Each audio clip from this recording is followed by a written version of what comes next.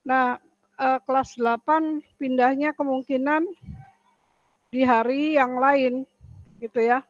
Nanti tolong praktikum selesai jam 10 ya, oke. Ya bolehlah nanti. Ya, boleh. Jadi pukul 8.30 gitu ya. Pukul 10.30, maaf. Ya, pukul 10.30 sampai pukul 12.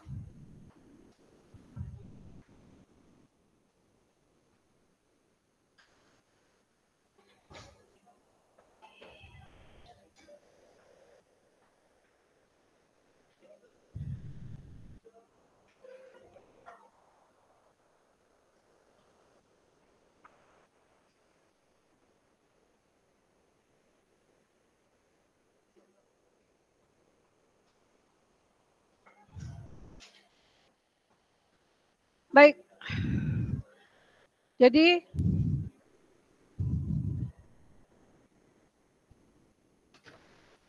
sekali lagi saya beritahukan bahwa pada pekan depan, Senin, Selasa, Rabu itu Rabunya kan pencoblosan.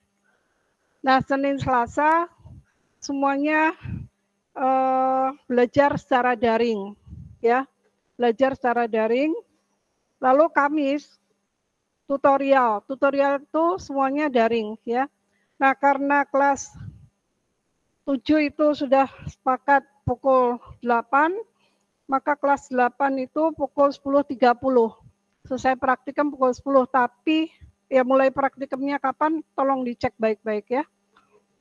Kalau praktikumnya ya sudah mulai, kabari saya saja mulai pekan depan sudah mulai atau belum. Kalau belum, maka saya bisa pakai pukul 10-nya gitu.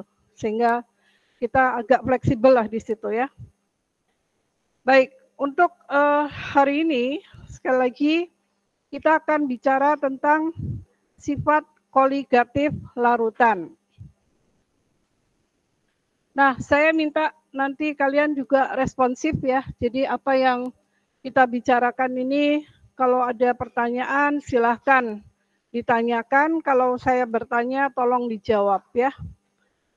Baik, kita akan mulai dengan apa itu sifat koligatif ya. Sifat koligatif ini adalah sifat yang bergantung pada banyaknya partikel. Nah, partikel dalam larutan ya. Partikel apa? Yaitu partikel zat terlarut. Partikel zat terlarut bisa berupa atom, molekul atau ion ya. Jadi sekali lagi atom atau molekul atau ion. Contohnya kalau atom itu ya suatu yang bentar ya. Keluar enggak nih? Oke. Ya, jadi kalau atom itu adalah ya misalnya kalau ada natrium ya natrium gitu ya. Tapi kalau dia dalam bentuk ion, maka ionnya adalah Na+ gitu. Molekul itu misalnya apakah molekul O2 gitu ya atau molekul yang lain. Yang lain itu berupa apa? Ya, ini untuk molekul bisa saja berupa misalnya gula. Gula yang kita pakai untuk minum sehari-hari itu adalah C12H22O11. Ini adalah molekul ya. Jadi kalian harus bisa bedakan antara atom, molekul dan ini molekul, ini juga molekul dan ion ya. Ion misalnya ion yang lain ada Cl-, ada ion OH- dan sebagainya. Nah, kalau kita lihat definisi sifat koligatif, yaitu sifat yang bergantung pada banyaknya partikel, maka kalau kita masukkan misalnya NaCl di dalam air, maka NaCl sebagai zat terlarut, dia akan terurai menjadi Na+ dan Cl-. Ini ada dalam larutan. Maka jika kita masukkan ke dalam larutan itu 1 mol NaCl, kita akan dapatkan NaCl tersebut akan terurai menjadi 1 mol Na+ dan 1 mol Cl-. Berarti zat terlarutnya ada berapa? Dari sini 2 mol ya. Berarti zat larut sama dengan 2 mol gitu. Tetapi kalau kita masukkan C6H12O6 misalnya ke dalam air, maka dia akan tetap menjadi C6H12O6 tetapi dalam bentuk larutan. Jadi kalau ini 1 mol, maka ini juga akan berjumlah 1 mol ya. Ini namanya zat yang tidak ionik atau non-ionik atau tidak polar ya. Kita sebut non-ionik ya. Sekali lagi C6H12O6 ini sifatnya non-ionik. Non-ionik itu artinya dia tidak akan terurai menjadi ion. Sedangkan yang ini tadi NaCl itu sifatnya ionik karena dia akan terurai menjadi ion gitu ya. Dan seterusnya. Nah, apa yang ingin saya tekankan di sini adalah sifat koligatif itu akan bergantung kepada banyaknya partikel.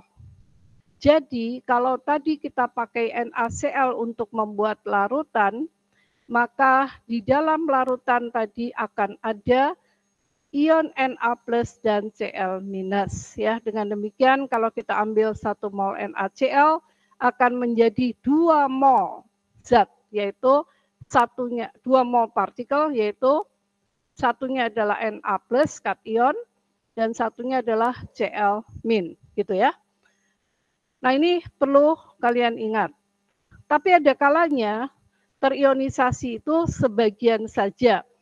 Dari soal yang pernah saya sampaikan atau saya lampirkan pada PPT ini, ada senyawa-senyawa yang terionisasi sebagian. Sebagai contoh misalnya, saya ambil asam cuka. Kalau asam cuka ini saya larutkan dalam air, maka asam cuka ini akan larut sebagian dalam air. Larut sebagian menjadi apa? Yaitu menjadi H+ dan CH3COO- ya. Nah, ini terurai berapa besar yang terurai? Nah, itu nanti bisa kita lihat ya, bisa kita lihat dari daftar atau dari data perhitungan.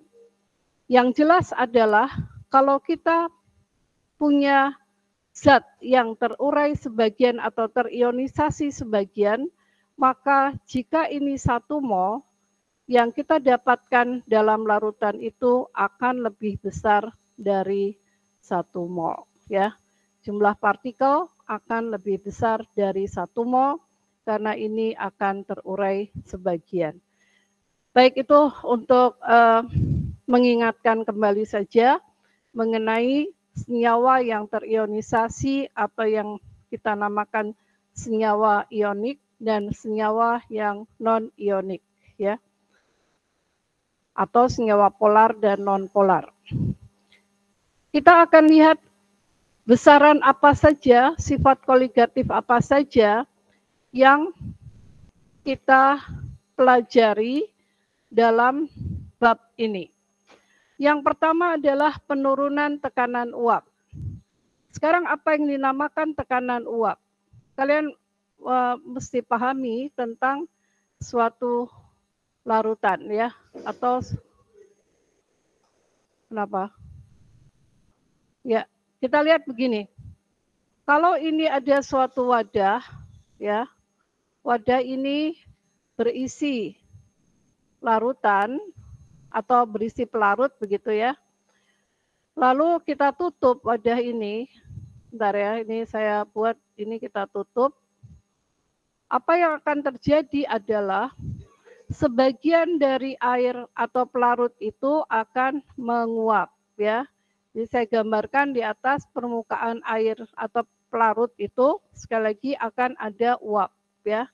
Di sini kita sebut fasa gas, ini kita sebut fasa cair gitu ya. Nah, kalau ada uap di atas permukaan cairan, maka uap tadi kita ukur dengan menghitung atau menentukan apa yang dinamakan tekanan uap gas, tekanan uap cairan ya. Nah, kita sebut P0. Misalnya ini adalah air gitu ya. Ini air, yang di sini adalah uap air gitu ya. Uap air. Maka yang kita dapatkan pada permukaan air ini adalah uap dengan tekanan uap yang kita sebut tekanan uap air murni ya. Tekanan uap air murni. Kalau pelarutnya bensin atau pelarutnya alkohol misalnya, maka di atasnya itu ada uap alkohol. Maka kita sebut yang di atas alkohol tadi adalah uap alkohol dengan ukuran tekanan uap alkohol ya. Sekali lagi ini adalah wadah dalam keadaan tertutup. Kalau terbuka itu tekanan uap airnya akan berubah-ubah karena kalau terbuka uap airnya atau uap cairan itu, uap senyawa itu akan bisa pergi ya. Jadi itu yang dinamakan tekanan uap pelarut murni. Nah, kalau di dalam cairan tersebut kita tambahkan sesuatu, misalnya di sini kita tambahkan ada apa? Yaitu di sini ada air plus gula. Jadi larutan gula dalam air. Maka di atas ini akan ada uap. Uapnya bukan uap gula karena gulanya tidak menguap ya. Jadi di sini ada uap air ya. Nah, uap air ini mempunyai tekanan sama dengan P. Gitu ya. Sama dengan P. Selisih antara P0 dengan P itu kita sebut penurunan tekanan uap air. Jadi tekanan uap ya, penurunan tekanan uap pelarut. Jadi nilainya berapa? Nilainya adalah P0 dikurangi P, yaitu P awal dikurangi P larutan. Nah, mengapa terjadi penurunan tekanan uap? Tidak lain karena, perhatikan baik-baik, tidak lain karena ada interaksi antara pelarut dengan zat terlarut yang menyebabkan pelarut yang menguap itu berkurang jumlahnya. Nah, itu kita namakan penurunan tekanan uap. Jadi bukan bertambah uapnya dan juga bukan berasal dari zat terlarutnya, uap yang ada di atas itu permukaan larutan, tapi itu adalah uap pelarut ya. Nah, kita sebut yang di bawah ini, yang di atas, maksud saya yang di gambar ini ya, di gambar yang kedua ini kita sebut tekanan uap larutan. Kalau yang ini tadi kita sebut tekanan uap pelarut murni ya. Nah, sekarang kita akan lihat satu lagi sebelum saya jelaskan satu persatu yang lain. Kalau yang kita larutkan berupa cairan yang sama-sama juga dapat larut satu terhadap yang lain. Jadi misalnya kita punya di sini larutan ya. Larutan itu terdiri dari air ditambah etanol misalnya ya, air ditambah etanol. Maka air akan ada yang menguap, etanol pun akan ada yang menguap. Nah, di atas ini akan ada uap yang merupakan campuran. Di sini kita sebut uap etanol ditambah dengan uap air. Jadi apa yang kita lihat di atas permukaan sini, ini kita namakan tekanan uap larutan, dan itu nilainya sama dengan P total, ya kita sebut P total. Oke, saya coba uraikan di sini untuk tekanan uap etanol ya. Sama dengan apa? Yaitu akan sama dengan fraksi mol etanol dikalikan tekanan uap murni. Kalau ada B0 berarti tekanan uap murni ya. Ini P etanol dan kemudian P air itu sama dengan X dari air dikali P0 air gitu ya. Nah, totalnya kalau dijumlahkan itu adalah P larutan. P larutan yang tidak lain sama dengan P etanol ditambah P air. Tidak lain dia sama dengan apa? Yaitu sama dengan X etanol dikalikan P0 etanol H2OH ditambah X-nya H2O dikali P0 H2O gitu ya. Apa itu X? Nah, kita akan lihat di sini apa saja yang akan kita perlukan dalam tiap pembahasan. Dalam pembahasan tentang penurunan tekanan uap, kita akan mengenali konsentrasi sebagai berikut. Yang pertama adalah X itu sama dengan fraksi mol ya. Kalian sudah pernah tahu tentang fraksi mol ya. Fraksi mol itu adalah yang namanya fraksi ya. Jadi berapa bagian dia dibandingkan keseluruhan jumlah molnya. Kemudian kita nanti akan lihat lagi yang dinamakan kemolalan. Ya, secara bertahap saya tulis di sini dulu, nanti uraiannya setelah ini. Lalu ada M yang besar. M yang besar ini adalah kemolaran ya, konsentrasi dalam molar ya. Sama dengan apa? Mol per liter. Kalau kemolaran mol per kilogram per larut gitu ya. Lalu fraksi mol ini adalah kita lihat nanti, yaitu mol zat tersebut dibagi mol larutan ya.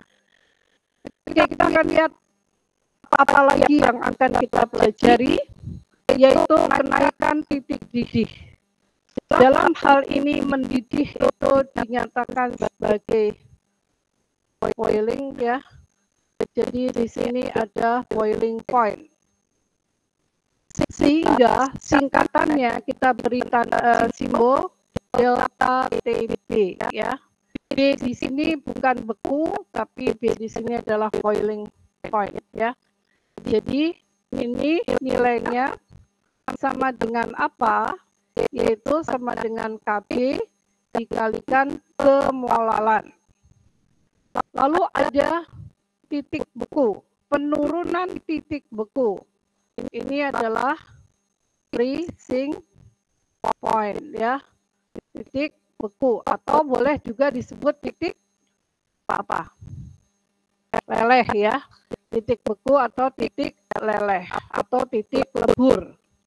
Nah, penurunan titik lebur artinya kalau ada zat yang terlarut, maka titik lebur pelarutnya itu akan turun. Sehingga kita katakan titik lebur zat terlarut atau titik lebur larutan akan lebih kecil daripada titik lebur pelarut murni ya. Berapa harga ini? Harga delta TF yaitu sama dengan tetapan penurunan titik beku molal dikalikan kemolalannya ya. Kemudian tekanan osmotik. Di sini kita akan mendapatkan hubungan antara tekanan osmotik dengan konsentrasi dalam molar dikalikan tetapan gas dan dikalikan temperatur dalam Kelvin ya. Jadi ini dalam Kelvin, kemudian R itu ini dalam, sekali lagi ini dalam mol per liter, lalu R ini adalah ya untuk R 0,082 liter atmosfer mol min 1 Kelvin min 1. Ya nanti kita akan lihat lebih rinci di halaman berikutnya. Terus saya boleh tulis ulang di sini.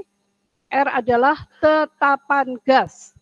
Tetapan gas yang harganya sama dengan 0,082, kita pakai angka ini.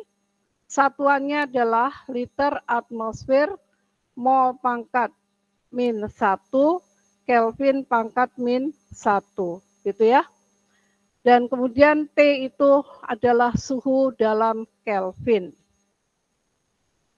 Suhu dalam Kelvin.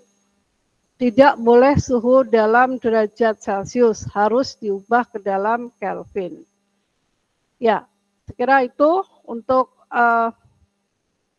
mengingatkan kembali yang sudah kalian pelajari di SMA ya. Sekarang kita akan lihat satu persatu ya bertahap. Kita lihat apa yang akan kita dapatkan. Sekali lagi tentang sifat koligatif ini merupakan sifat yang bergantung hanya pada banyaknya partikel zat terlarut, tidak pada jenis.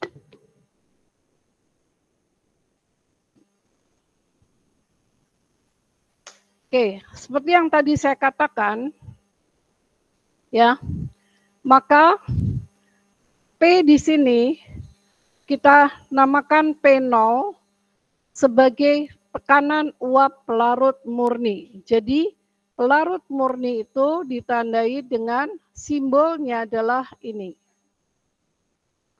Angka 1, ini angka 1 ini untuk menunjukkan aja ya senyawa 1 begitu. Kalau tidak pun tidak apa-apa. Ya, di sini sekali lagi P0 itu adalah tekanan uap pelarut murni.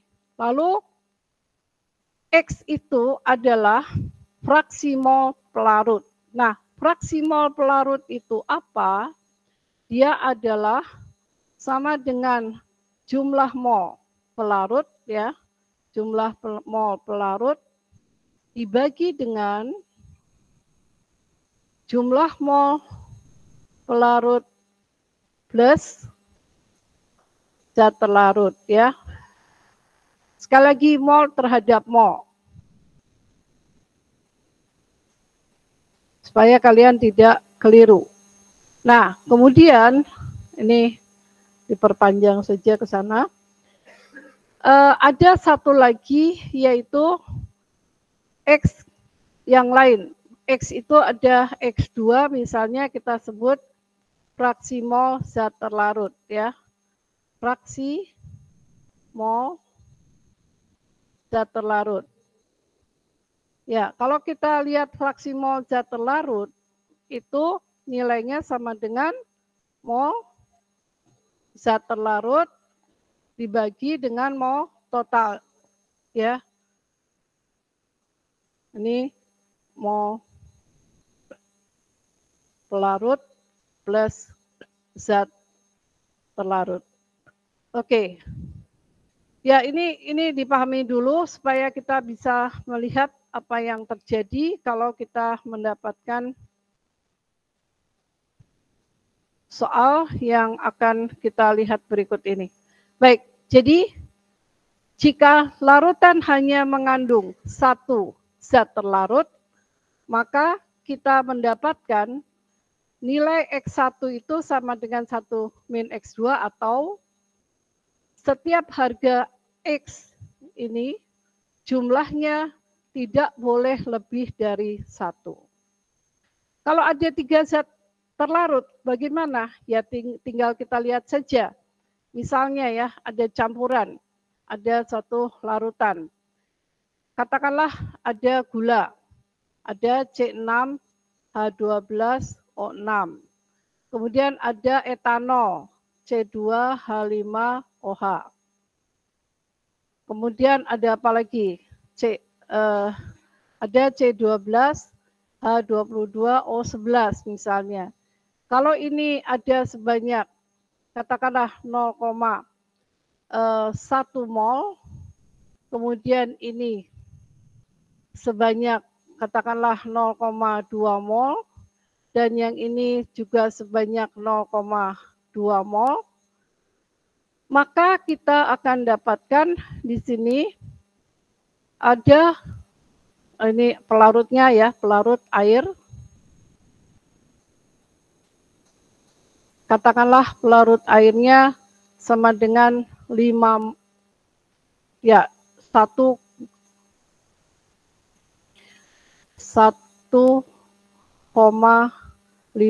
mol misalnya. Maka kita bisa lihat di sini, jangan 1,5 lah ya, cari gampang 2,5 lah ya, 2,5 mol. Maka kita bisa bilang di sini X yang pertama itu misalnya ini kita kasih tanda 1 ya, ini 2, ini 3. Maka kita bisa katakan X1 itu adalah 0,1 per 0,1 plus 0,2 plus 0,2 plus 2,5 gitu ya. Nah itu. Jadi fraksi mol itu tidak punya satuan, dapatnya adalah 0,1 dibagi dengan 3,0. Ini fraksi mol yang ke-1. Berapa fraksi mol yang kedua? Ya tentu saja 0,2 dibagi 3. Ini kita dapatkan, kalau ini tadi adalah 1/30, kalau yang ini dapatnya adalah 2/30 atau 1/15. Bagaimana dengan X3? Ya X3-nya adalah sama dengan 1/15 juga. Bagaimana dengan X pelarut? X pelarut. X pelarutnya adalah 2,5 per 3,0 ya. Jadi kalau kita jumlahkan keseluruhannya, maka total nilainya sama dengan 1. Jadi fraksi mol itu berapapun di dalamnya, totalnya itu 1 ya. Oke, itu untuk memberikan gambaran tentang menentukan fraksi mol. Nah, sekarang berdasarkan hukum Raoult ya tentang penurunan tekanan uap, maka kita akan dapatkan ini P1 adalah tekanan uap larutan. Sebentar, penanya kemana? Ya, ini adalah tekanan uap larutan. Perhatikan baik-baik, P1 itu adalah tekanan uap larutan. Nah, kalau P1 itu kita ukur, maka nilainya sama dengan X1 kali P10. Ya, X1 kali P10 atau boleh juga P itu sama dengan X kali X1 kali P0 ya.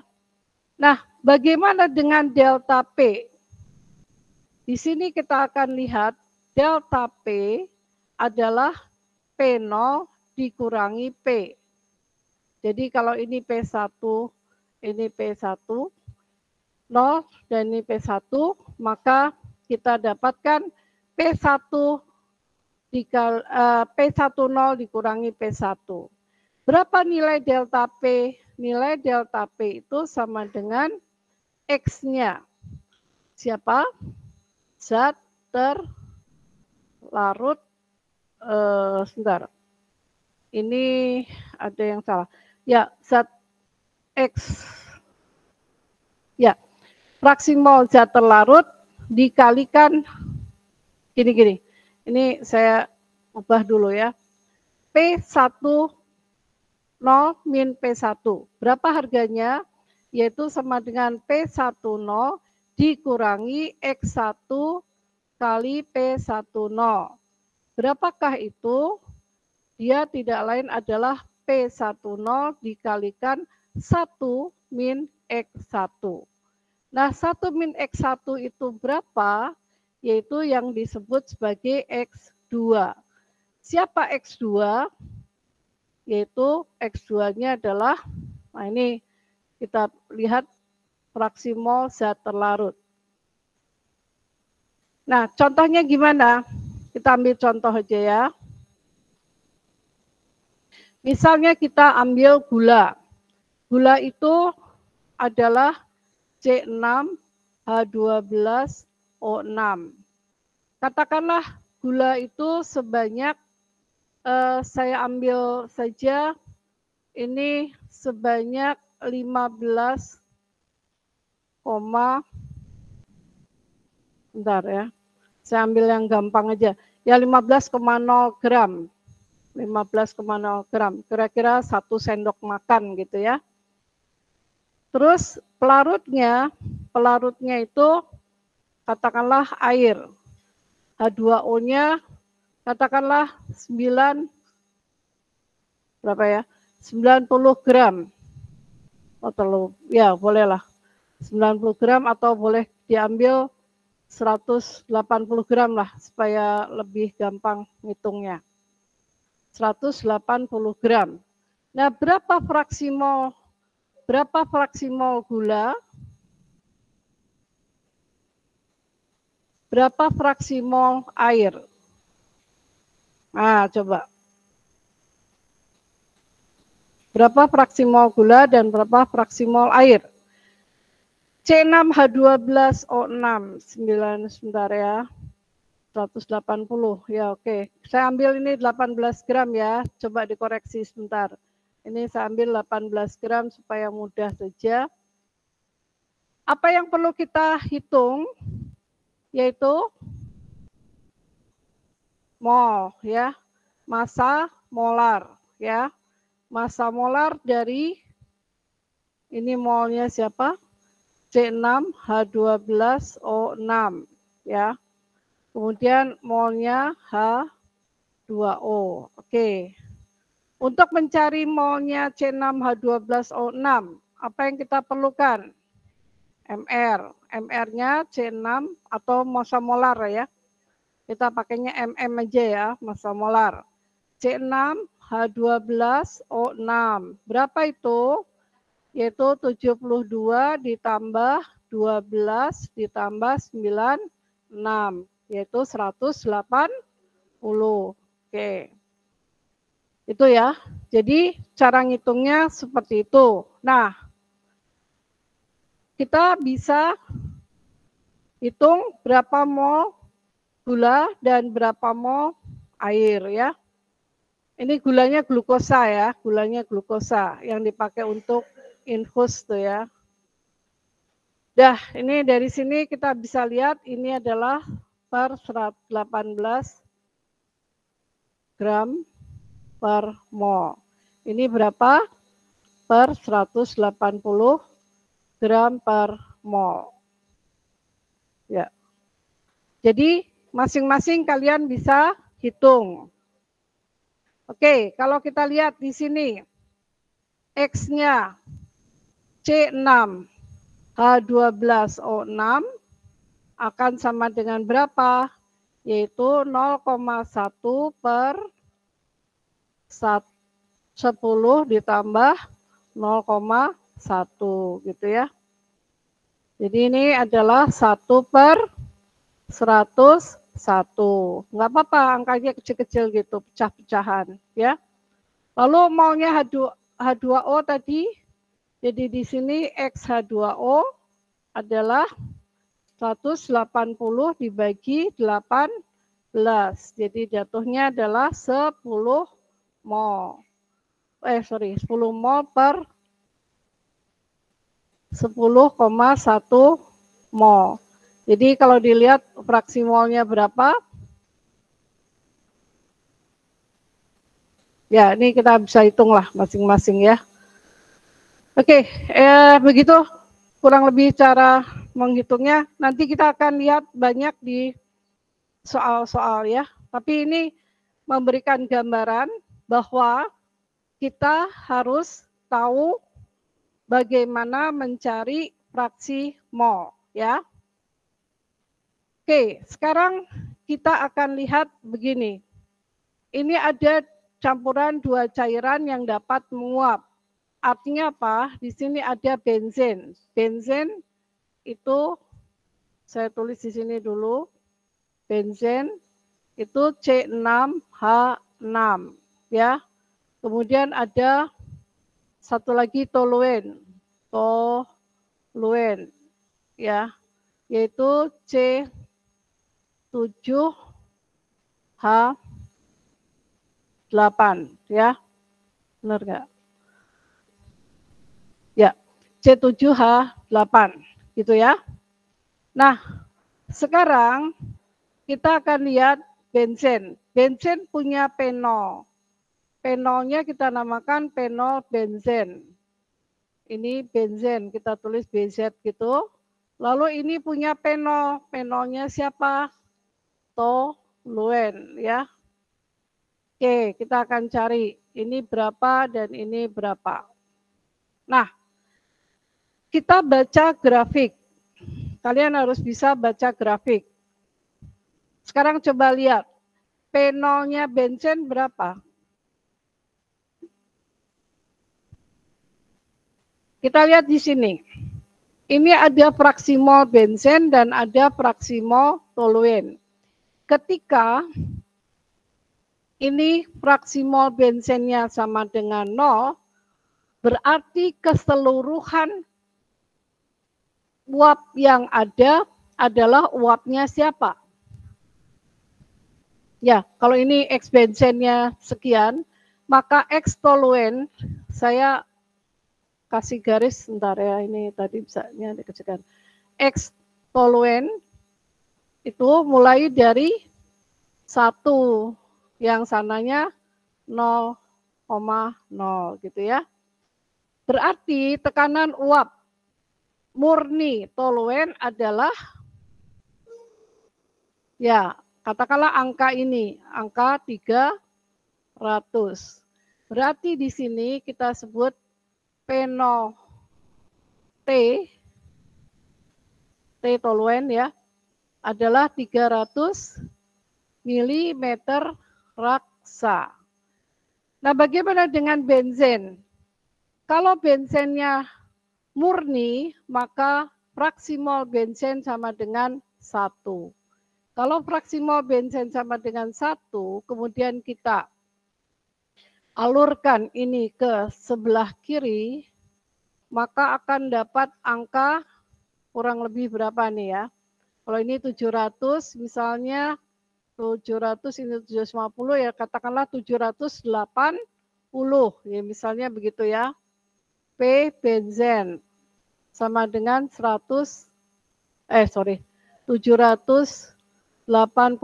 mm Hg. Sekarang kalau campurannya adalah 50% toluen dan 50% benzen, persen mol ya. 0,5 mol benzen fraksinya dan fraksi mol benzen adalah 0,5. Ini katakanlah 0,5 ya. 0,5 dan toluennya 0,5, maka kalian tinggal tarik ini.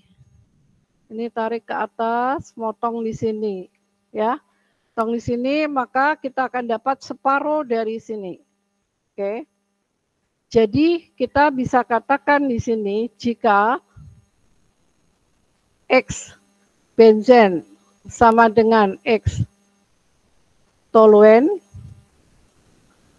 yaitu sama dengan 0,5, maka kita akan dapatkan P benzen sama dengan 0,5 dikali P0 benzen. Berapakah itu? 0,5 dikali 780 mm Hg. Kemudian bagaimana dengan toluen? Kita tarik ke atas. P toluen adalah ini, ya. P toluen ini. Kok toluen lagi? P benzen, sorry. Yang tadi benzen ya. Oke. Toluen sekarang. Kalau toluen ini, kalau benzen ini, ya, saya salah ngomong. Ini kalau lurus, tarik ke kiri, kira-kira adalah separuhnya ya. Ini narik garisnya aja yang tepat. Kemudian P toluen sama dengan 0,5 kali P0 toluen. Berapakah itu? 0,5 kali 300 mm Hg. Kalau skalanya betul, kalian bisa hitung langsung. Dari mana? Ini kalau kita jumlahkan, ya, ini kita sebut adalah tekanan uap larutan, ya. Larutannya berapa? Kalau kita hitung, ini adalah 390 ditambah 150 mm raksa, ya. Jadi ini totalnya 540 mm raksa. Nah, itu kalau kalian pakai penggaris yang tepat, kemudian juga untuk menjumlahkannya nanti tinggal kalian lakukan begini. Sebentar ya. Ini kebetulan warnanya cuma satu, nanti kalau tutorial saya kasih warnanya lain-lain ya.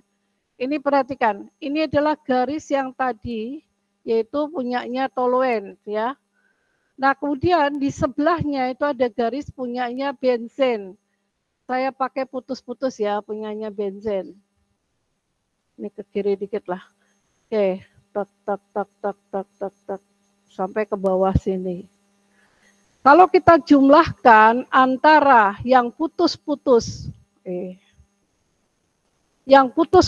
dengan yang garis tebal ini, saya bisa jumlahkan sampai ke atas, jatuhnya ada di sini. Ya, ini tadi yang pendek saya letakkan di atas yang patah-patah ini. Maka disinilah yang kita sebut sebagai P larutan ideal. Kenapa ideal? Karena ini tepat sama dengan jumlah masing-masing tekanan uap. Kalau tidak ideal itu bagaimana? Kalau tidak ideal itu dia akan melengkung ke atas atau yang kita sebut gambarnya begini ya, cembung atau cekung ya. Kemungkinan itu tidak idealnya akan seperti itu. Nah, kenapa ada larutan yang ideal dan tidak ideal? Larutan ideal itu adalah larutan di mana pelarut dan zat terlarut tidak saling beranteraksi, tarik-menarik ataupun tolak-menolak. Kalau yang namanya menyimpang itu bisa tolak-menolak. Kalau tolak-menolak, maka yang akan terjadi kurvanya itu tidak garis lurus tetapi ini. Ini antaraksinya adalah ada antaraksi tolak menolak ya. Yang bawah kalau kita lihat ini lengkungan, ini antaraksinya adalah tarik menarik gitu aja ya. Ya ini saya berikan supaya tidak salah paham aja. Oke, itu ya ceritanya. Kemudian kita lihat di perbandingan yang lain bagaimana ya, tinggal jumlahkan saja, masing-masing dilihat ya dari garis-garis itu. Nanti kita akan lihat pada contoh-contoh soal atau pada soal-soal yang akan kita bahas. Ini karena waktunya mepet juga, jadi tolong perhatikan sekarang kenaikan titik didih ya. Jadi bagaimana kita melihat ini namanya diagram fasa. Sekali lagi kita melihat diagram fasa. Diagram fasa. Diagram fasa ini menunjukkan adanya fasa cair, fasa padat, dan fasa uap. Ya. Garis yang tebal, garis yang tidak patah-patah ini menunjukkan kesetimbangan antara fasa padat dengan fasa uap ya, kalau ada di sini. Berarti garis ini menunjukkan apa? Yaitu menunjukkan besarnya titik apa? Dari padat menjadi uap.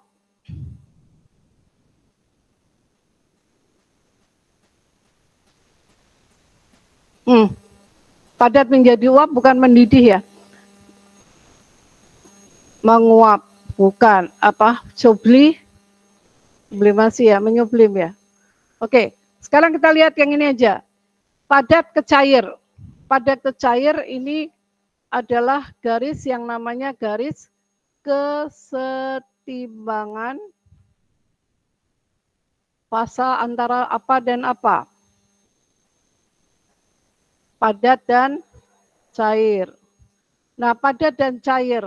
Dari padat menjadi cair disebut mencair atau meleleh ya. Nah, kita katakan di sini ini ada kesetimbangan 3 fasa. Di titik ini ada fasa padat, cair, dan uap ya. Sekarang kita lihat garis ini. Garis ini garis apa? Yaitu garis kesetimbangan fasa, cair, dan gas ya. Oke.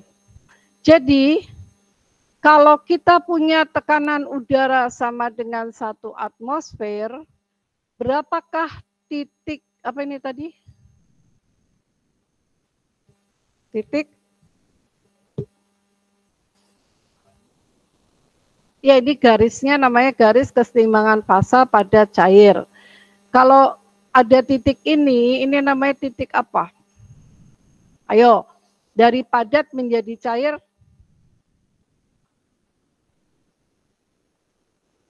Padat menjadi cair. Ya. Titik sublimasi kan Bu? Padat cair sublimasi, bukanlah meleleh. Ya. Maka ini kita namakan titik leleh ya. Simbol titik leleh adalah TF gitu ya. Sekarang kita akan lihat titik dengan tekanan udara 1 atmosfer. Perhatikan di sini ya. Ini kita sebut P normal. Tekanan udara normal yaitu 1 atmosfer. Nah, berapakah titik didih pada saat tekanan udaranya 1 atmosfer? Ya, ini untuk air ya. Sekali lagi ini air ya. Maka di sini titik namanya titik apa? Air meleleh melulu. Liquid ke vapor. Didih ya, titik didih.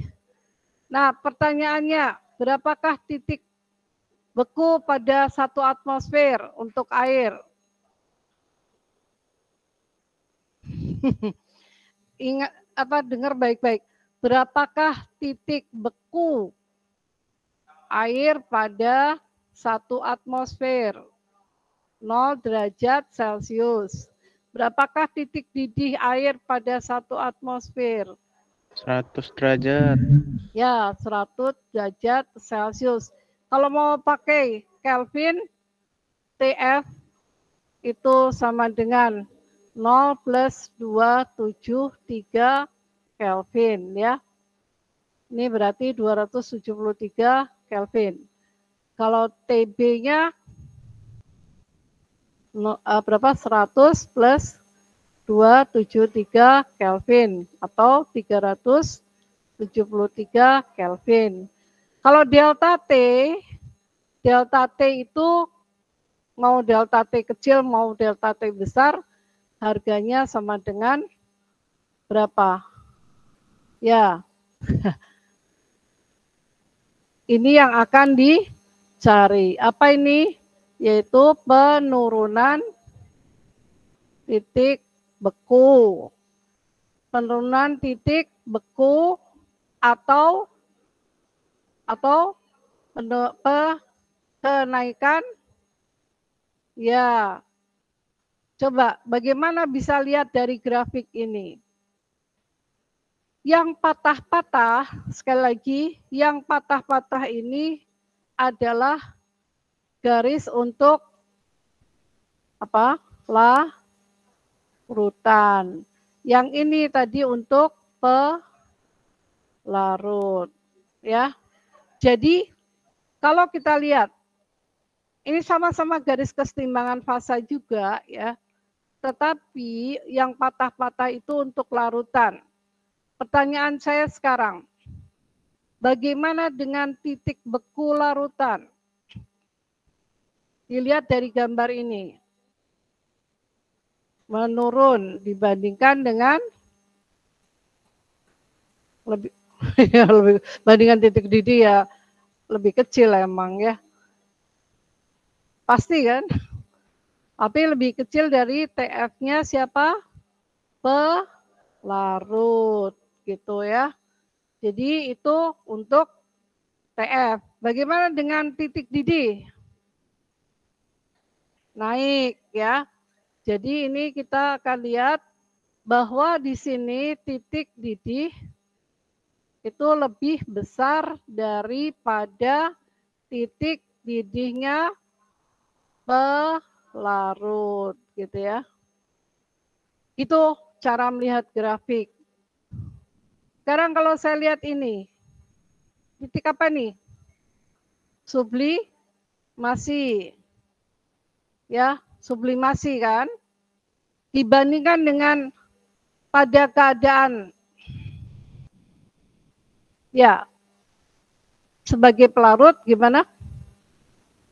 Turun ya. Oke.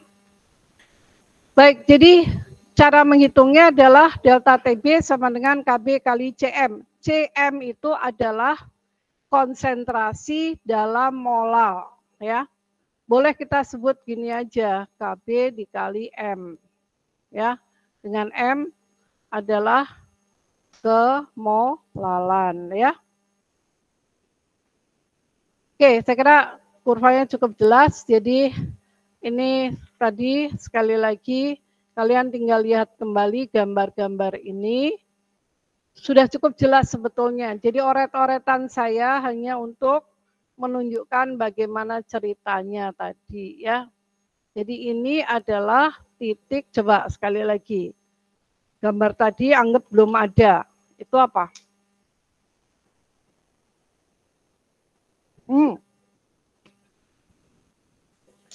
Ya, titik bekunya siapa? Pelarut ya. Ini titik bekunya siapa? Larutan ya. Nah, yang kanan titik didih pelarut dan larutan ya. Jadi kita lihat ini deltanya. Nah, deltanya yang ini negatif, yang ini positif. Sekarang kita lihat ini. Harga K ya. Perhatikan baik-baik. Harga K untuk berbagai macam pelarut. Ini ada 5 macam pelarut ya. 1, 2, 3, 4, 5. Ada pelarut air. KF-nya sekian. Lalu KB-nya sekian. Ya, sekarang kita lihat ini soal. Naftalen dalam benzen. Pelarutnya berarti apa? Benzen. Mana yang kita lihat? Nih ya. Oke, sekali lagi yang kita perhatikan ini ya. Lihat baik-baik. Terus berapa nilai titik didih titik beku normal? Berapakah titik didih normal? Ya, berapakah KF? Ya, ini. Oke, kita akan lihat di sini. Hitunglah titik didih dan titik beku larutan naftalen dalam benzena jika 257 gram naftalen. Nah, kita coba lihat di sini. Massa molar naftalen C10H8. Berapa ini? 10 kali 12 ditambah 8 kali 1. Berapa ini? 128. Nah, sekarang 500 gram benzen, pelarut ya, 500 gram benzen. Berapa kilogram? 0,5. Oke, jadi sekarang kita bisa lihat. Ya, 257 gram naftalen C10H8 itu jadi berapa mol? Yaitu 257 gram dibagi 128 gram per mol ya. Kalau ini dihitung 256 kira-kira sekitar 2 ya. Anggap aja 2 ya. Kita ambil gampangnya aja 2 mol.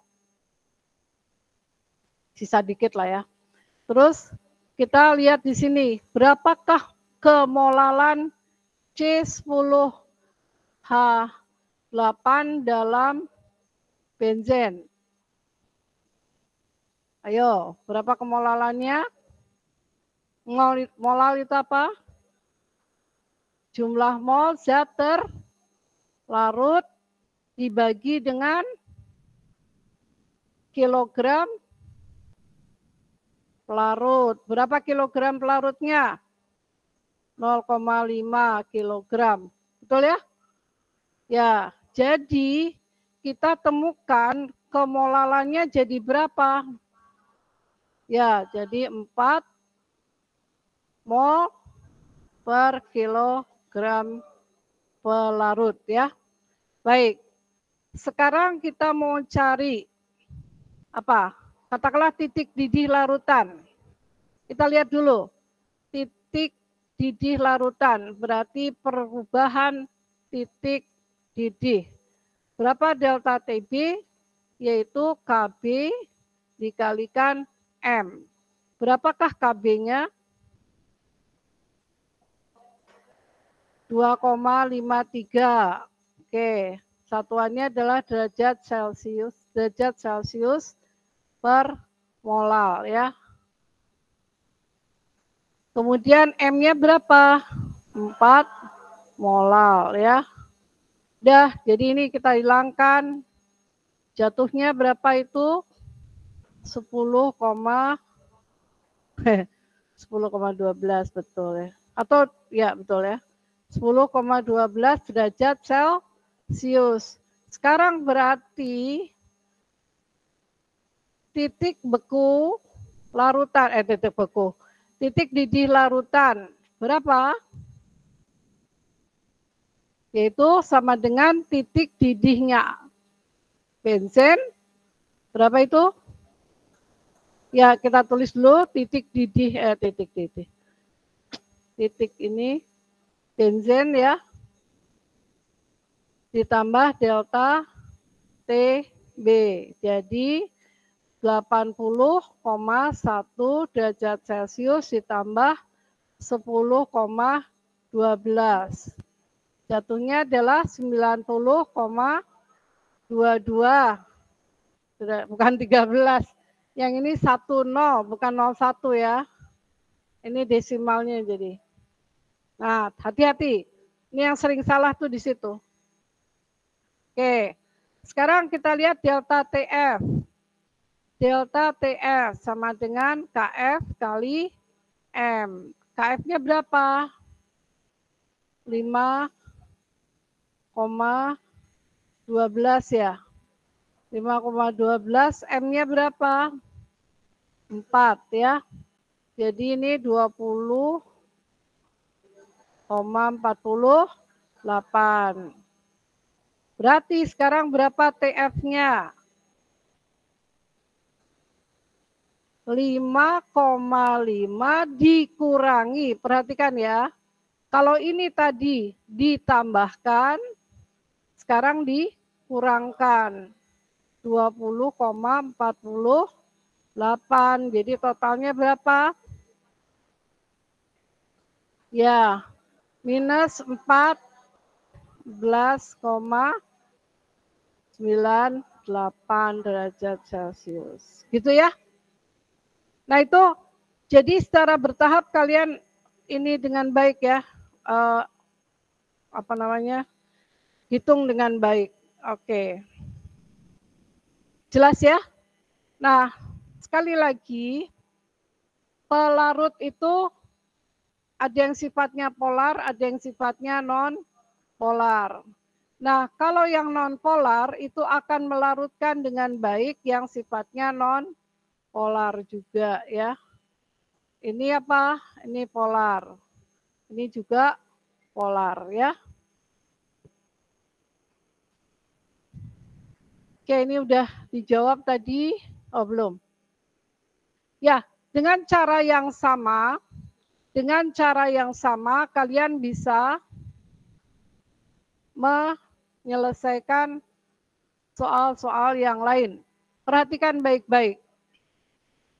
Coba perhatikan baik-baik. Kalian kan nggak tahu kan etilena itu apa? Nggak tahu kan? Ya, itu adalah C2H4 ya. Sekali lagi C2H4. Berapakah massa molarnya? Nah, kita lihat lagi. Etilena, etilen glikol, sorry. Ini nggak boleh dipisah nih. Etilen glikol, sorry. Etilen glikol, saya tulis di sini ya. Etilen glikol itu adalah ini. Ini CH2OH gitu ya. Jadi ini C2H6O2 ya. Berapakah massa molarnya? Ya. Kita hitung aja. 20 kali 12 ditambah 6 kali 1 ditambah 2 kali 16 ya. Nah, kalau kita hitung, ambil aja yang gampangnya ini 32 tambah 30, 62 gram per mol ya. Nah, selanjutnya kita lihat di sini siapa yang merupakan pelarut dan siapa yang merupakan zat terlarut ya. Di sini air itu zat terlarut. Nah, kita lihat di sini, saya tulis di sini ya, H2O. H2O sama dengan 3202 gram. Berapakah itu? Kita ubah menjadi kilogram. Yaitu 3,202. Gitu aja ya. Nah, udah tinggal selesaikan sesuai dengan tadi yang namanya delta TF adalah KF kali C kali M ya, molalitas itu. Oke. Udah, ini ada datanya semua, bisa diselesaikan. Sekarang kita akan lihat tekanan osmosis. Saya mau tanya dulu, peristiwa osmosis yang kalian tahu itu apa? Contohnya, kentang. Ya, semua kalau ditanya pasti jawabannya kentang. Oke, sekarang coba ceritakan bagaimana kentang tadi. Lo enggak, saya betul serius. Bagaimana tahu bahwa itu kentang? Nah, soalnya itu bukan kentangnya, tapi kentang sebagai apa? Tempat untuk meletakkan zat yang pekat dan yang di luarnya kurang pekat gitu kan? Ayo coba kentangnya diapain?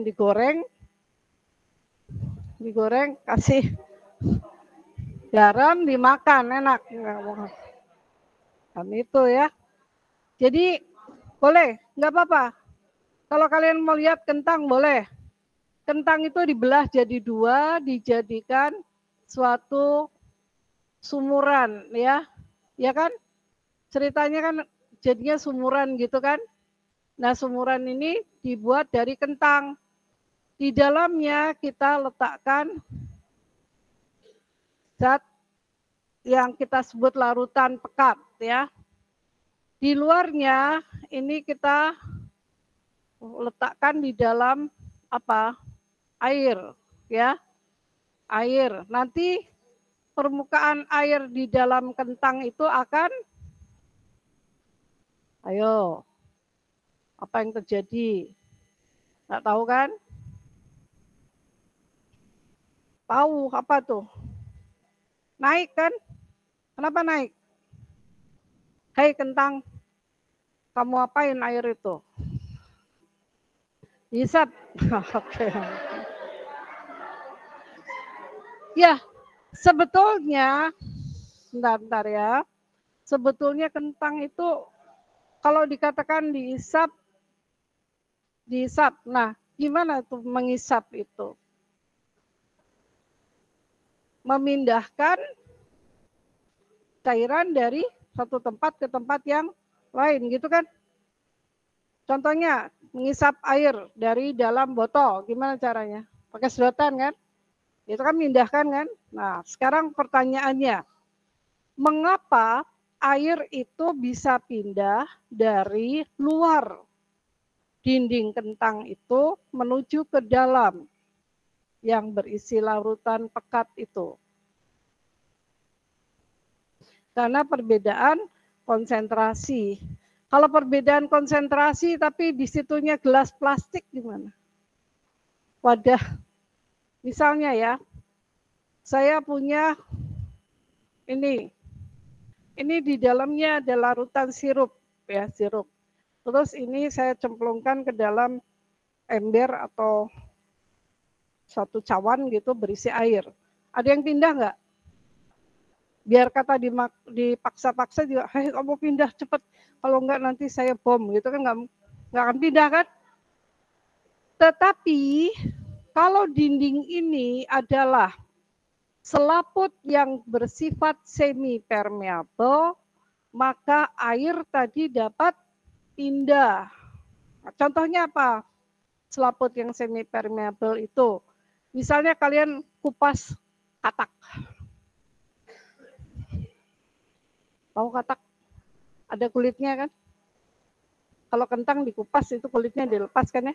Nah ini katak juga gitu ya, diambil. Ya tapi di ini dulu ya. Hai katak, saya mau ambil kakimu, saya ambil kulitnya. Nah. Itu bisa dilakukan di mana? Di pasar ya. Di pasar yang jual suike, tahu nggak suike? Nggak tahu suike, ya udah.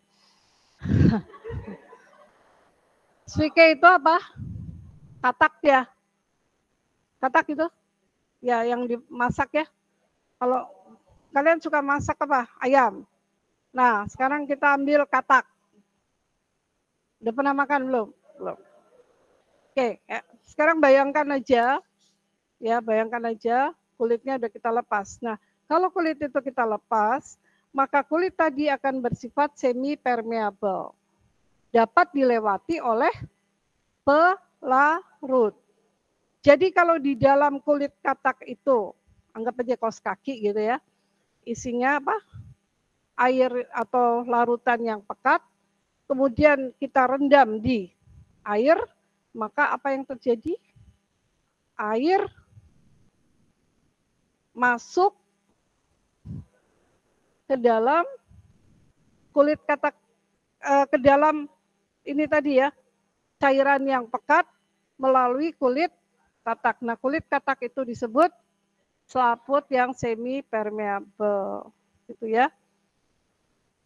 Contoh apa lagi yang bisa? Yang namanya selofan.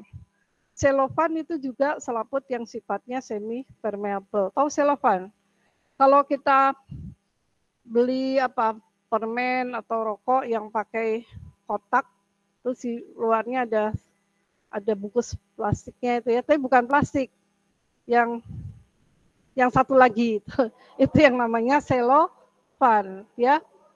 Nah, itu sifatnya juga semi permeable. Nah, kentang juga begitu.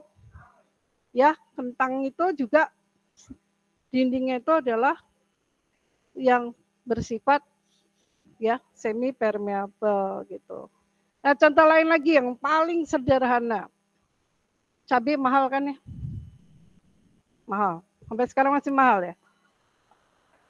Orang Lampung tuh senengnya cabai ya, makan apa aja pakai cabai. Orang Batak sama, Aceh juga sama, Padang juga ya. Pernah nggak terbayang bagaimana caranya supaya kalian bisa dapat cabai yang murah? Tanam sendiri. Oke.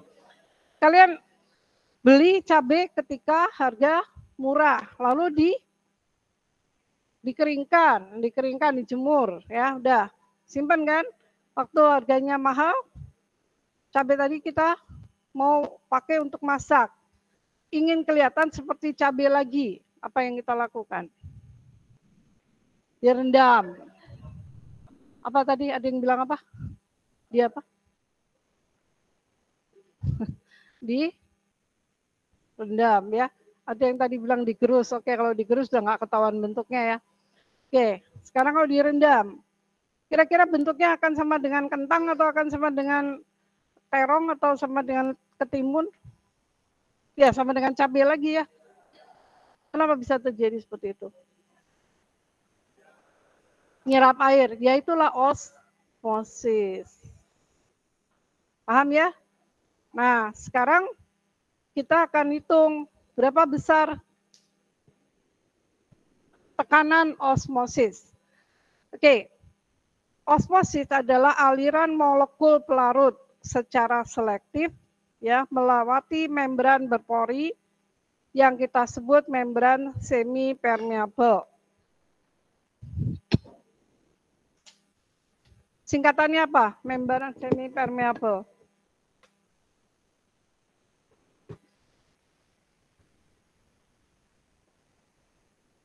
Di dalam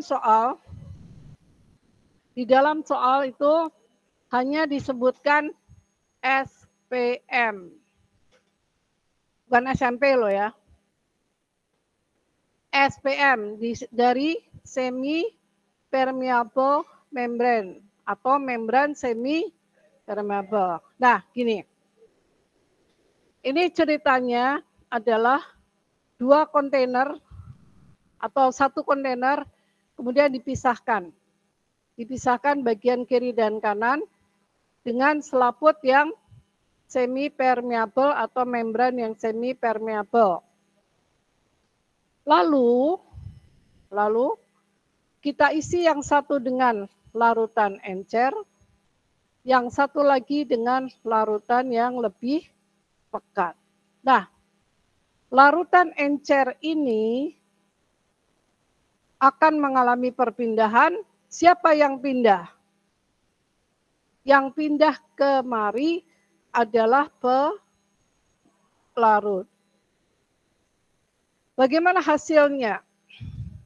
Hasilnya setelah terjadi proses osmosis ya, pelarut pindah. Ini dinamakan prosesnya osmosis. Nah, setelah terjadi osmosis, maka larutan di sebelah kanan naik volumenya dibandingkan dengan larutan sebelah kiri. Apa yang terjadi? Akan ada perbedaan tekanan udara. Ini terbuka ya. Sekali lagi ini dua-duanya terbuka. Jadi sekali lagi ini dua-duanya terbuka sehingga ada tekanan udara dari luar ya. Tekanan dari luar kita namakan P atmosfer. Nah, sekarang berapakah tekanan yang akan dialami atau perubahan tekanan yang dialami karena adanya kenaikan ini? Maka kita dapatkan di sini ini ada namanya P air ya. P air sebesar berapa? Nah, ini besar sekian. Lalu di sini tekanannya sama dengan tekanan udara, ya. Tekanan di kiri, ya. Tekanan di kiri dan tekanan di kanan sini, di bagian di sini, P sama dengan berapa? Yaitu sama dengan P atmosfer ditambah P air ini ya. Nah, P air ini yang kita namakan sebagai tekanan osmosis ya. Jadi tekanan osmosis. Nah, berapa tekanan osmosis itu? Harganya dapat dihitung dari P sama dengan konsentrasi dalam, perhatikan ya, konsentrasi dalam molar dikalikan tetapan gas dikalikan dengan temperatur dalam Kelvin ya. Jadi ini nanti akan hasilnya sama dengan Pi. Dalam satuan apa Pi itu? Ini karena dalam satuan mol per liter. Kemudian ini adalah sama dengan liter atmosfer mol pangkat min 1 liter pangkat min 1 ya.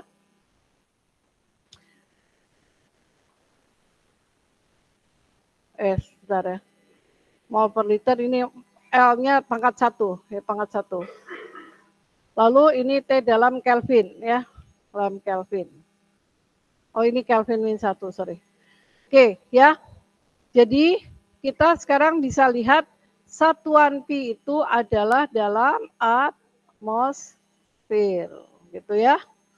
Kenapa? Ini kan bisa dihilangkan, ini hilang, ini hilang.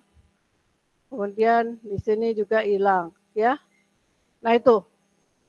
Jadi itu namanya tekanan osmotik. Proses osmosis lainnya yang kalian kenal sehari-hari yaitu kalau kalian bikin agar. Bikin agar, agarnya cuma sedikit ya, 1 sendok barangkali ya. Lalu dicampur dengan air, gula dan sebagainya. Ketika dipanasi maka akan jadi larutan. Kalian bisa lihat nggak agarnya mana? Nggak bisa lagi kan? Nah itu juga proses osmosis. Osmosis terjadi pada agarnya kan, tuk jadi bengkak ya. Gitu. Nah itu namanya osmosis yang tak terbatas. Ya. Kalau yang tadi cabai, kentang ataupun apa makan bahan sayuran kering gitu ya, itu semuanya mengalami osmosis, tapi osmosis yang terbatas. Karena batasnya mana? Dindingnya itu tadi kan, dinding cabai tadi. Cabai itu nggak akan gendut sampai pecah kan? Nggak kan? Ketika direbus ya udah sampai segitu aja. Nah, oke, jadi itu saya berikan gambaran tentang osmosis supaya kalian lihat bahwa ini adalah kejadian sehari-hari, gitu ya. Kalau kita ini lihat, kenapa sih ada orang kok harus diinfus? Orang itu dehidrasi, jadi harus diinfus. Kira-kira apa tujuannya?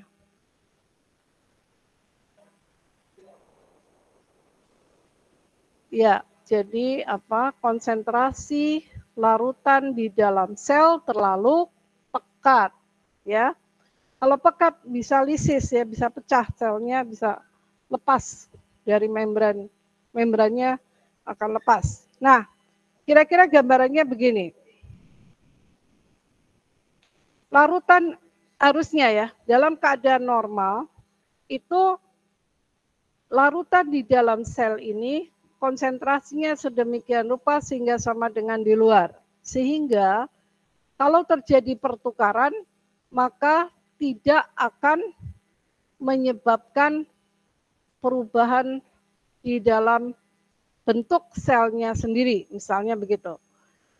Tetapi kalau larutan di dalam selnya itu terlalu pekat, sedangkan di luar itu kurang pekat, maka yang harus dilakukan adalah memberikan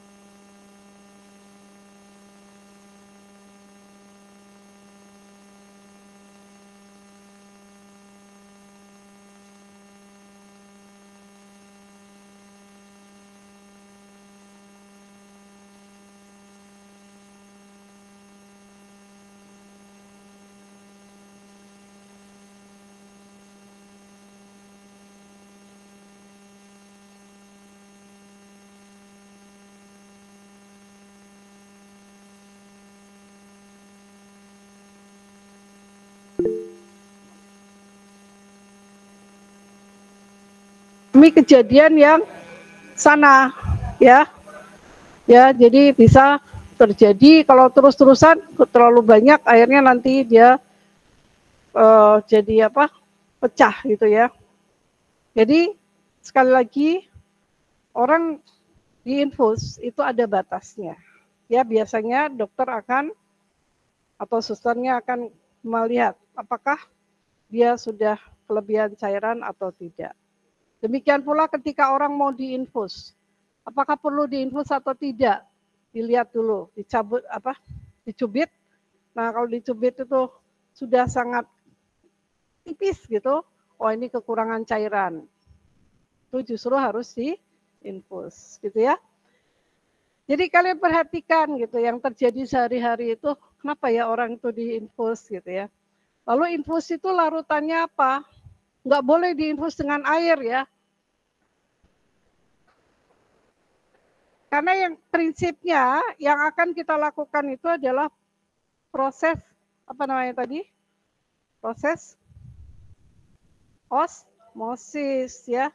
Jadi larutan yang kita masukkan adalah larutan namanya larutan yang fisiologis yang sama dengan kondisi larutan pada tubuh kita ya. Jadi ada garamnya, ada gulanya. Pernah nggak memperhatikan ketika diinfus itu isinya apa? Jangan dikasih air aki ya. Oke, jadi massa molar. Massa molar itu apa? Nah, di sini kita bisa lihat dalam perhitungan ini, kalau kita sebut molaritas, sekali lagi molaritas itu adalah mol, zat ya terlarut dibagi volume. Volume apa? Volume larutan. Nah, nanti dalam perhitungan itu mol zat terlarut itu sama dengan apa? Massa zat dibagi massa molar zat, ya. Itu yang kita namakan mol. Nah, ini tinggal nanti menghitung saja sesuai dengan yang kita inginkan. Oke, nanti kalian coba lagi, ini sudah ada jawabannya. Untuk soal yang lain nanti kita akan lihat pada tutorial ya. Oke, jadi sekali lagi, sifat-sifat koligatif larutan dapat kita gunakan untuk menentukan massa molar berbagai macam zat. Ya, contoh tadi, massa molar dapat ditentukan dengan cara melihat atau mengukur tekanan osmotik atau dengan cara melihat penurunan titik beku. Coba sehari-hari apa yang kalian alami? Mana yang kita sebut sebagai penurunan titik beku? Coba ingat-ingat. Pernah bikin es krim tanpa masuk ke kulkas? Nah, pakai apa itu? Garam, pakai garam. Di mana garamnya diletakkan? Ya, coba yang di rumah, siapa? Bersama yang di rumah es. Ya, pakai es, terus diputar. Dikasih garam. Garamnya garam apa? Ya, garam dapur. Garam dapurnya, perhatikan baik-baik. Perhatikan, ya. Garamnya sebetulnya bisa garam apa saja, boleh kalium nitrat, boleh magnesium sulfat, boleh apa yang lainnya, KCl juga boleh. Tapi yang paling murah adalah garam dapur dan tidak berbahaya, gitu ya. Jadi kita pakai garam dapur. Apa sih konsepnya? Konsepnya adalah dengan menambahkan garam dapur, maka titik beku dari air es tadi akan menurun. Dia akan menurun suhunya, berarti kan? Kalau suhunya turun, berarti adonan es yang kita cetak di dalam cetakan es itu, ya, dia akan mengalami penurunan suhu. Karena dia mengalami penurunan suhu, maka dia akan beku. Gitu. Kalau kita taruh di air es biasa, ini sama-sama air ya. Jadi nggak akan beku gitu. Nah itu konsepnya itu ya. Jadi berapa banyak garam yang dimasukkan? Ya garamnya harus banyak juga. Nggak garamnya 1 sendok, airnya 1 ember gitu ya. Esnya 1 ember sama air ya, tidak. Tapi kita tambahkan yang banyak supaya nanti bisa kita hitung berapa sih delta TB-nya. Oh delta TB-nya mencapai minus katakanlah turun sebesar 5 derajat. Berarti nanti suhunya menjadi minus 5. Nah, cepat nanti dia beku. Ya. Jadi tukang es itu ya, es lilin, es krim, es puter itu ya. Coba lihat, dia pasti bawa garam dapur, es batu ya, dan ada airnya juga ya. Jadi gitu. Nah, itu salah satu contoh yang sehari-hari kita bisa lihat. Oke, sekarang kita akan lihat begini. Kalau tadi kita sudah bicarakan bahwa untuk larutan yang tidak mengurai atau yang kita sebut non-elektrolit itu artinya tidak menghantarkan arus listrik ya. Yaitu dia tidak, kita sebut juga non-ionik ya. Maka kita akan mendapatkan rumus yang tadi kita pakai ini ya. Nah sekarang kalau dia mengion bagaimana? Ada faktor yang kita pakai untuk menunjukkan pengaruh dari pembentukan ion yang ada ya. Contoh misalnya kalau kita pakai tadi Na, misalnya saya ambil jangan NaCl tapi NaBr misalnya ya. Maka kalau ini padat dilarutkan dalam air, dia akan menjadi Na plus aqueous dan Br min aqueous. Dalam hal ini, kita sebut faktor Van Hoff-nya adalah 2. Contoh lain, misalnya, saya punya MgCl2, dilarutkan dalam air, maka dia menjadi Mg2 plus 2 Cl min. Maka di sini kita sebut I-nya adalah 3, gitu ya. Nah, untuk penurunan tekanan uap, kemudian kenaikan titik didih dan penurunan titik beku serta tekanan osmotik, kita tinggal menambahkan faktor I ya untuk larutan yang bersifat ionik atau larutan elektrolit ya. Larutan ionik atau elektrolit ya. Oke. Kalau larutan non-ionik, elektrolit bukan? Bukan ya. Karena dia tidak mengion. Kalau tidak mengion, muatan listrik itu apa? Ada negatif atau positif muatan listrik? Negatif ya. Nah itu elektron. Oke, muatan bisa plus ya. Kutubnya nanti kutub negatif bisa pindah gitu ya. Nah, untuk itu maka kita bisa lihat di sini untuk larutan-larutan elektrolit maka kita perhatikan kita masukkan faktor Van Hoff di depan rumus yang tadi sudah kita dapatkan. Apakah faktor Van Hoff itu selalu sama dengan yang kita duga sesuai dengan ion-ion yang terbentuk? Jawabannya tidak harus sama. Contoh ya, kalau tadi NaCl, perkiraan kita kan I-nya 2 ya, NaCl I-nya 2. Ternyata NaCl I-nya itu cuma 1,9. Mengapa? Karena ada NaCl yang balik lagi ke Na plus dan Cl minnya ada yang balik lagi ke NaCl walaupun cuma sedikit. Nah, kita lihat MgSO4. Perhatikan MgSO4. Harusnya kan 2 ya. Kalau kita lihat MgSO4, harusnya apa? 2 kan? Yaitu MgSO4 menjadi Mg2 plus dan SO4 2 min gitu ya. Dalam larutan. Saya tulis dalam larutan supaya kalian nggak lupa. Tetapi sebagian ada yang balik lagi ke sini.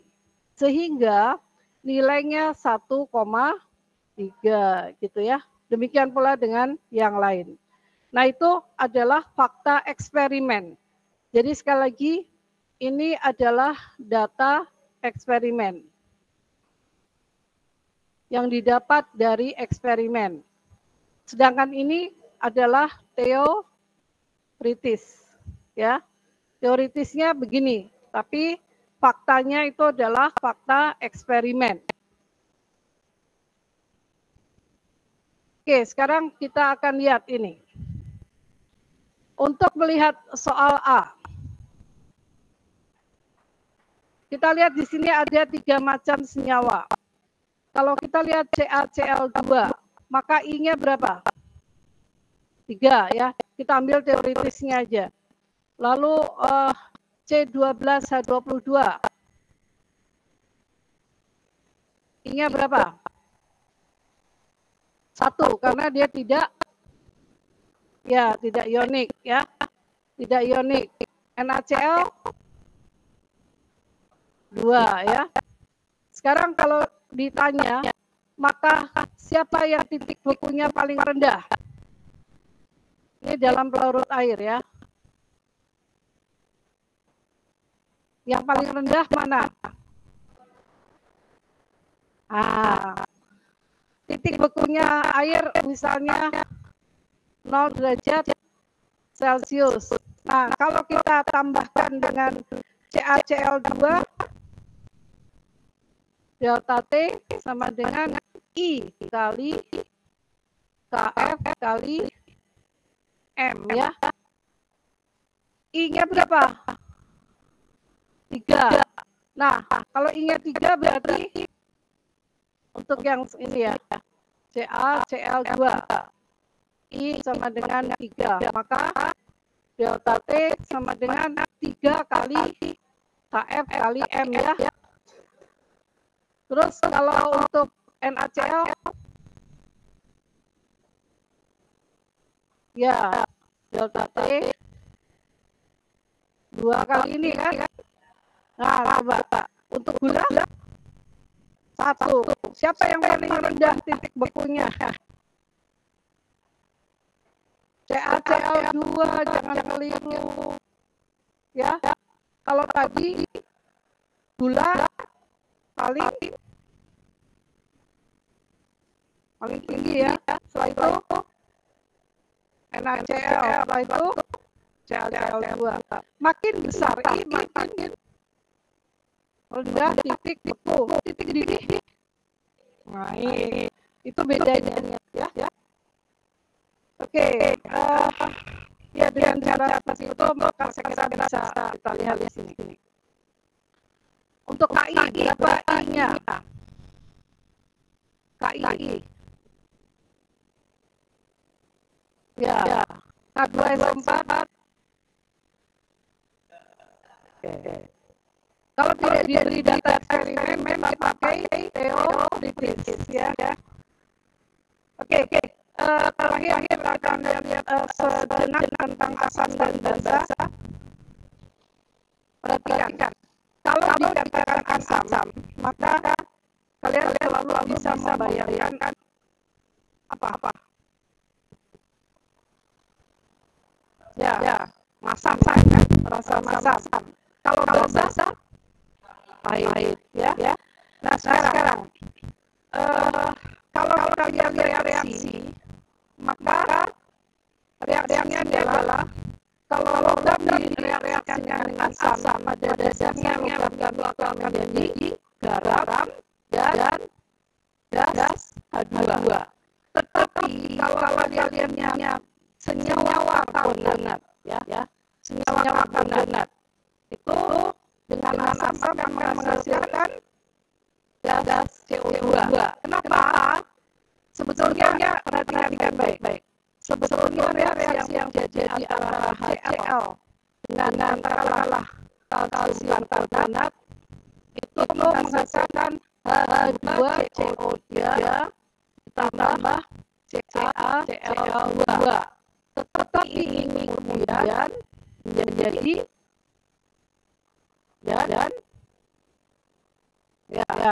kalau saya pakai karbonat yang lain, karbonat lain misalnya saya pakai soda W, masih enggak? Saya coba mau cek minggu yang lalu kita kayak ini ya, kita kasih asam, simbolnya H+ ya. Kira-kira apa yang akan terjadi?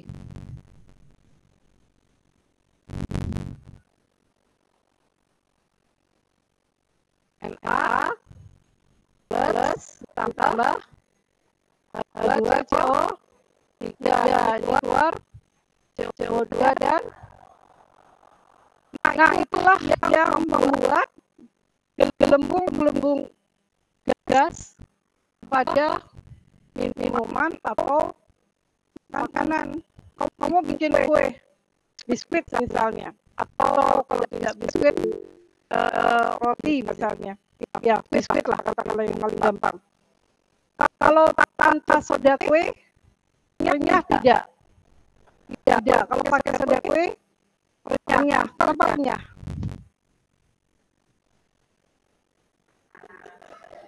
Coba, ketika makan ini kok renyah, kenapa? Ada? Ya, ada ori. nggak? Ada porinya kan? Ya makanya dia jadi organnya. Coba kalau tidak ada kan? Nah, kenapa pori itu terbentuk? Jasanya siapa? Jasanya ya reaksi antara karbon ya dengan air ya.